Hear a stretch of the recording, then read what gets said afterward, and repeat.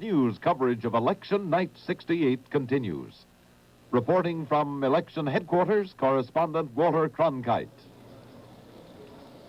With little more than 2% of the nation's precincts counted now in the popular vote, Richard Nixon is still leading with 43% of the vote, Humphrey 35% of the vote, and Wallace 21% of the vote. That's a very tiny sample of the nation's voting, of course, and most of the polls are still open in the United States. Here at CBS News, we estimate now on the basis of our sample precincts in the state of Kentucky that state will be won by Richard Nixon, and now we can estimate that in Alabama, as expected, George Wallace will win that state. He will get no less than 62% and perhaps as high as 70% of the vote in his native state, as expected. That puts Wallace in these early hours of what may be a very long night into an early lead for the electoral vote, and of course that's the name of the game. Wallace has his 10 electoral votes now, according to our CBS News estimate, from Alabama. Nixon has his 9 electoral votes from Kentucky. Nixon also is leading, according to our CBS News estimate, for the 14 electoral votes of Florida, and Wallace is leading for the 12 electoral votes of Georgia. Now, it takes 270 electoral votes to win. Of course, when the Electoral College meets, the electors each in their separate state capitals on December the 16th. 270 electoral votes being a clear majority of the total. The number of electors in each state, as you know, being the total of the members of the House of Representatives and of the Senate from that state.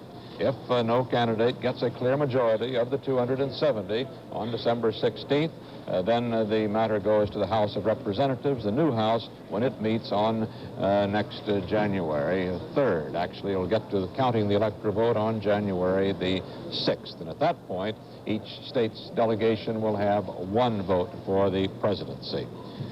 Eric Severide now for a look at the returns and the historic implications, such as perhaps you can read them at 7:30 in the evening, Eric, along with one of our favorite analysts of election returns and the making of presidents.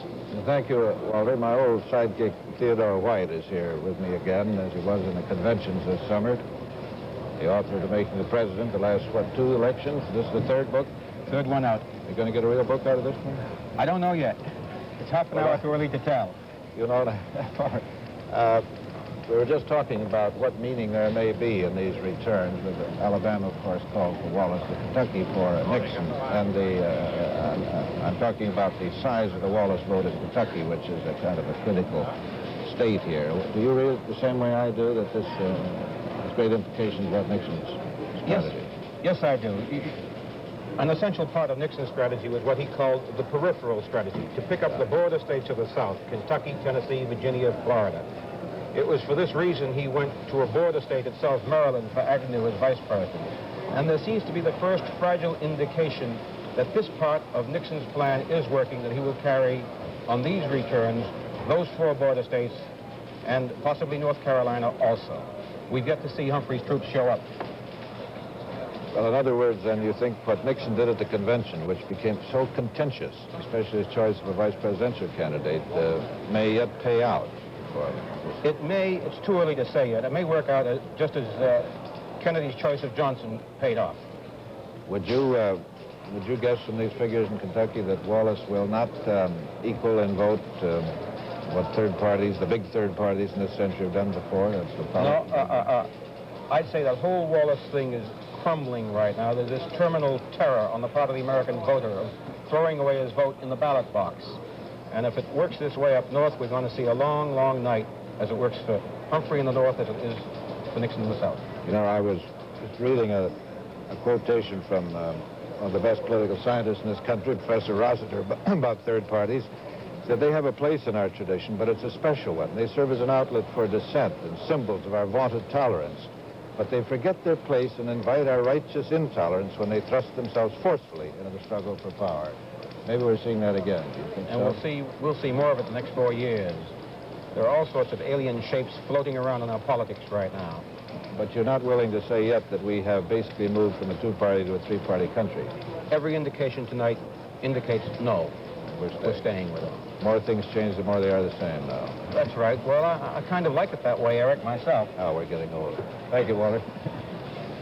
We have a surprise from Indiana with some of our sample precincts in. CBS News estimates now that Hubert Humphrey is leading for that solidly Republican state of Indiana, with perhaps getting 51% of the vote, Nixon 40% and Wallace 9% in Indiana, a state where Wallace did well in his 1964 bid in the primaries. CBS News color coverage of Election Night 68 will continue in a moment.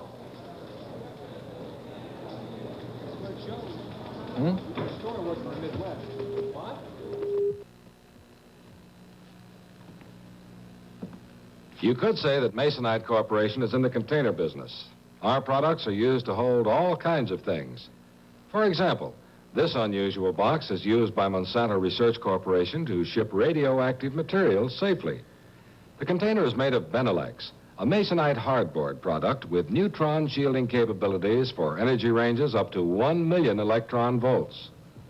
But in your everyday world, there's another kind of container made with Masonite products, the one that shelters people. Outside, pre-finished color lock siding protects your home for all the years your home protects your family. Inside, Royal Coat paneling provides the protection and the beauty of matchless wood grains. This year, the choice products for home and industry come from Masonite Corporation, where our resource is timber and our product is imagination.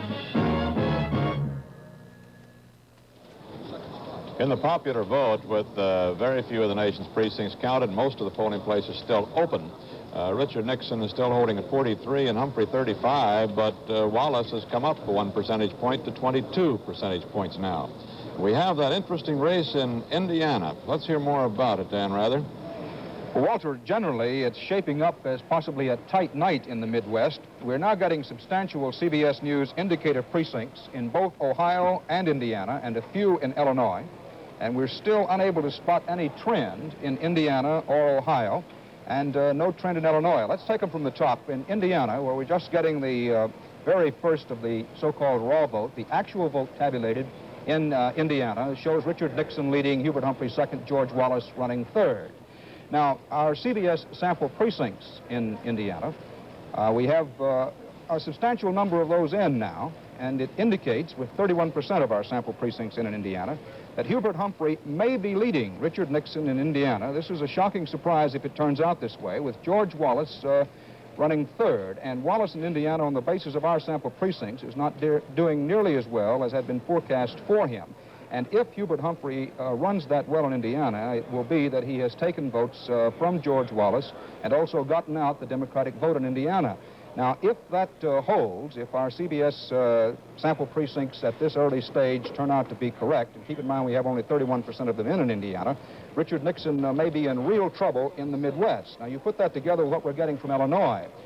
In the actual vote tabulations in Illinois, the polls have been closed less than 40 minutes there. No figures available yet in the actual vote tabulation. But with some of our CBS News sample precincts in from the state of Illinois in the presidential race, indicating that it's going to be close between the Democrats and Republicans in the state of Illinois. Now, Illinois, as was the case in Indiana, was a state that before the polls closed was put by the Nixon people, and for that matter by the Humphrey people, as probably in the safe column for Richard Nixon.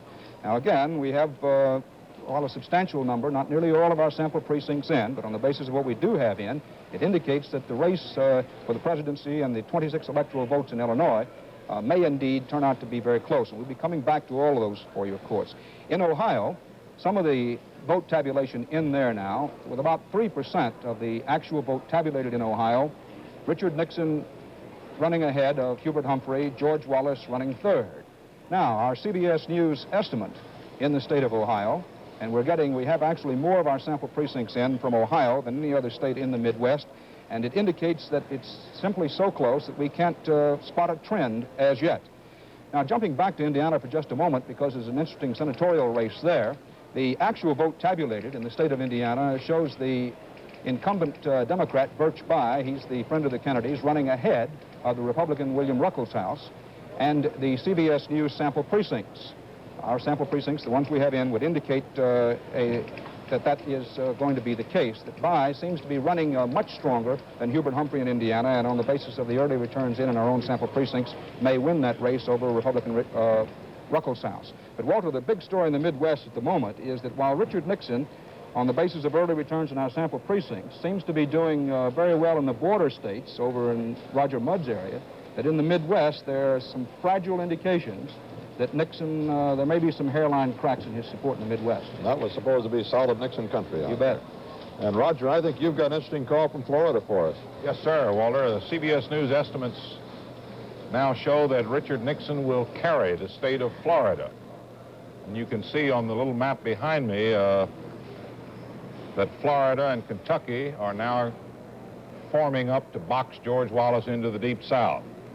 Our CBS News estimate shows that when the full votes are cast and counted in Florida, Nixon will carry the state of Florida 43% to Hubert Humphrey's 32%, George Wallace 25%. Florida always was considered by the Wallace campaign staff one of their best states. It didn't prove to be that way this evening. A quick look at the Florida popular vote shows with 4% of the vote in, Nixon 29,000, Humphrey 25,000, Wallace 22,000. Our CBS News estimate model precincts indicate that Wallace made his best showing in the northern panhandle part of Florida, 51% of the vote there. But in the Gold Coast, Broward County, and Miami, and Tampa, and Palm Beach, rather, Nixon 54% and 51%. In the Florida Senate race, two competitors for the retiring seat of George Smathers, Ed Gurney, Congressman Ed Gurney, now leading the former governor of Florida, Leroy Collins, by about 5,000 votes. In the North Carolina presidential race, with 2% of the vote in, really that's a three-way toss-up. Nixon and Wallace running at about 8,000, Humphrey with 6,000. In the Tennessee presidential race, 32% of the vote in. Nixon in Tennessee maintaining his lead over George Wallace, now running second. And finally in Alabama, which has been estimated to go for George Wallace, Wallace 31,000, Humphrey 13,000, Nixon 11,000. So summing up, Walter, with 3 states in the South now estimated an eventual winner, Nixon has taken 2 of them, Kentucky and Florida, and Wallace is holding his home ground of Alabama. And those all-important electoral votes, that gives, according to our CBS News estimate, Nixon 23 and Wallace 10 electoral votes so far in this very early count, but with 3 states probably in the won and lost columns for these various candidates. We do have an estimate on the basis of our early sample precincts in also that Humphrey is receiving about 71% of the votes in the highly Democratic areas, but Nixon is drawing only 61% of the vote in the highly Republican areas. In those highly Democratic areas where Humphrey's drawing 71, Nixon's getting 19, and Wallace only 10. It had been believed that Wallace would make deeper inroads than that on Humphrey in the heavy Democratic areas, particularly in those laboring districts. In the Republican, high Republican areas, Humphrey, however, is getting 21% of the vote, and Wallace is getting 18% of the vote. Now, these are only on a few sample returns in so far of our sample precincts, but they would indicate at the moment that Wallace perhaps is hurting Nixon more than he is hurting Humphrey tonight. And still, Wallace, in the national returns, as you see here, with 3% of the vote counted so far, has 22% of the vote. He's been holding on to that margin here for the last half hour or so. These percentages have not changed. CBS News color coverage of Election Night 68 will continue in a moment.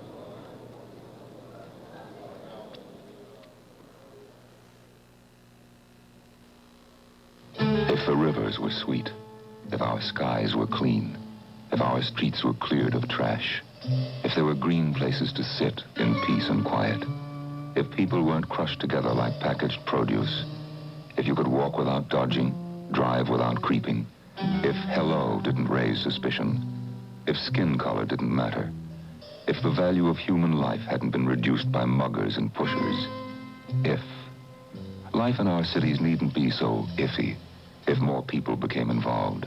It's a job for government, business, labor, all of us.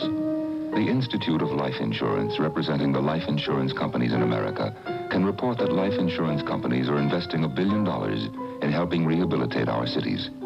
If you would like ideas on how to help, write for this free booklet to Crisis, care of Postmaster, New York 10001, if you're ready to get involved.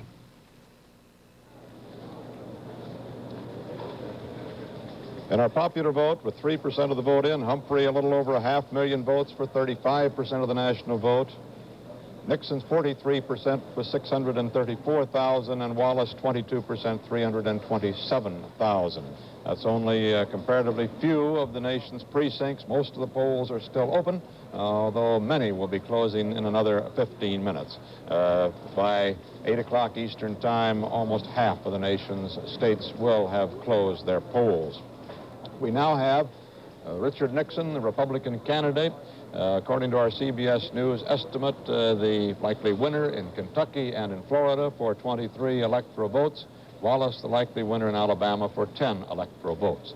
We have Wallace now with a fairly substantial lead in Mississippi, and Hubert Humphrey with a fairly substantial lead, according to our CBS News estimate, in Vermont.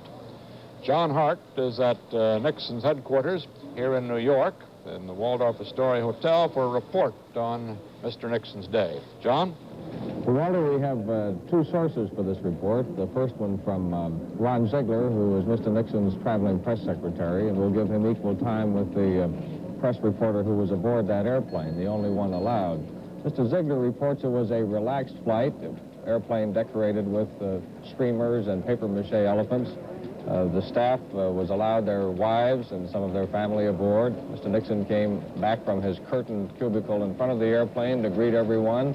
Now we switch to the report from Tony Day of the Philadelphia Bulletin, who said that when Nixon came back, he was pale and subdued.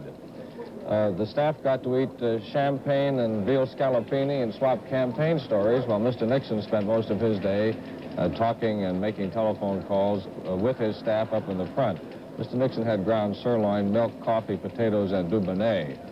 He also gave his wife, Pat, a pin and earrings. He called his family up front for a brief visit.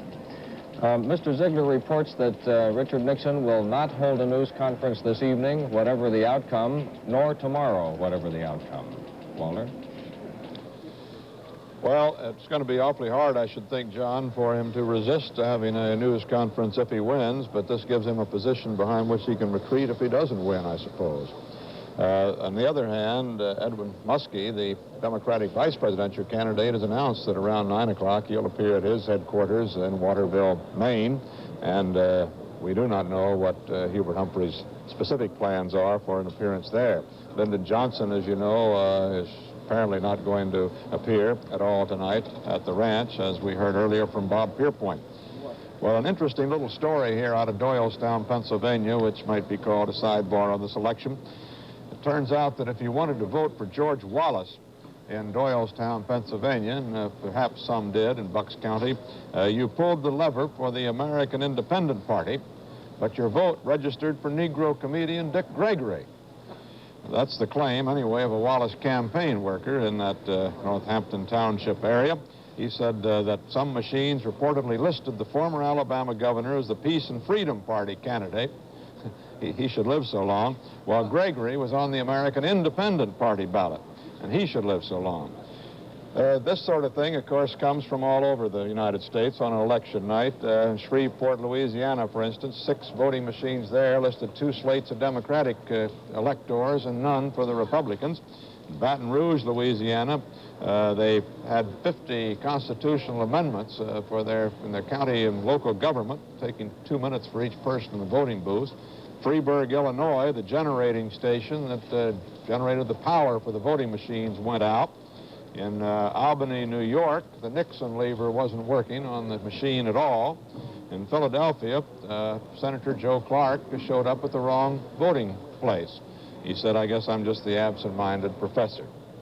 Let's take a look now at the key Senate races. 34 senators are up this year, and the balance between the Democrats and the Republicans of seats up is such that it's highly unlikely that the Republicans could win control of the Senate, virtually impossible as a matter of fact, but there are some key races that the nation will be watching.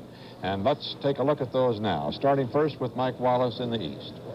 And let's start first with Senator Abraham Ribicoff against Edwin May, Walter, in the state of Connecticut.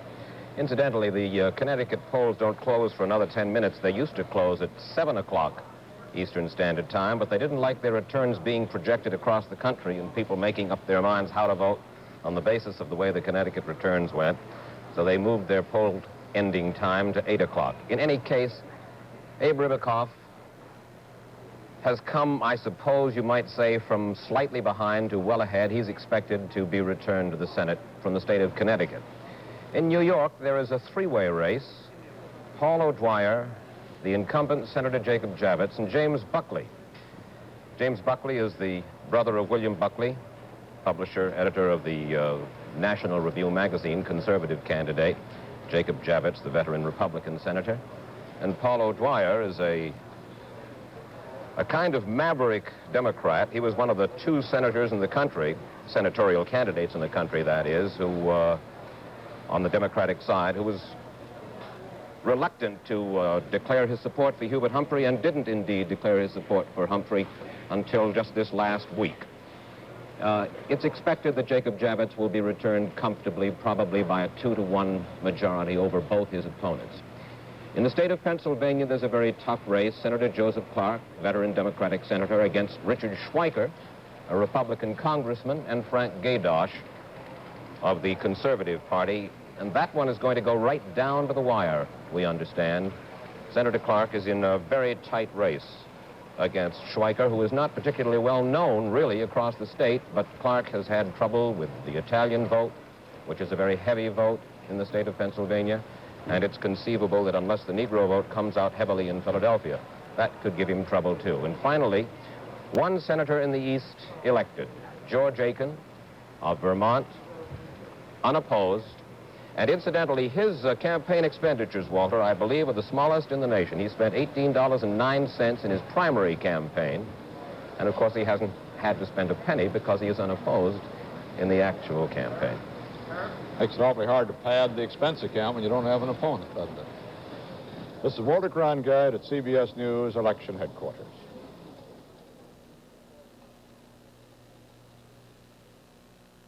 This is CBS.